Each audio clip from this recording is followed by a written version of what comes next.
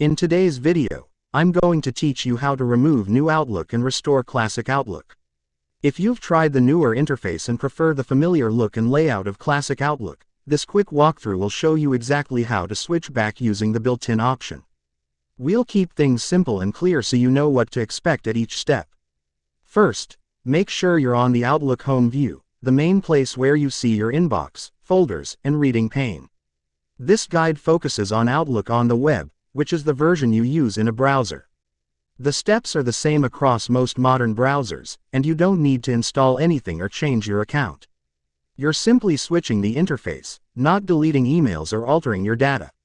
Next, open the Help menu. In the new Outlook experience, the Help control typically appears in the upper right corner of the screen, often shown as a small question mark icon. Click it to open a side panel or drop-down with support options.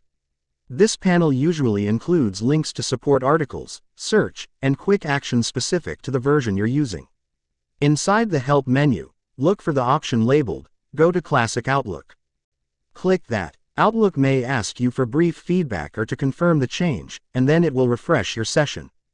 After the page reloads, you'll be back in the Classic Outlook interface. This change usually takes just a few seconds. Your messages, folders, and settings remain intact, only the visual layout and navigation style change.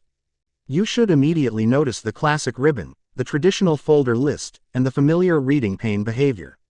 A few helpful tips as you switch. If the page doesn't seem to update, give it a moment and then refresh your browser tab. If you don't see the Go to Classic Outlook option, it's possible your organization has disabled switching, or the feature may be rolling out gradually. In that case, check with your admin or try signing out and back in to see if the option appears. Also, remember you can return to the new Outlook anytime using the same Help menu when you're ready to try it again. That's all there is to it. Go to Outlook Home, click Help, and select Go to Classic Outlook.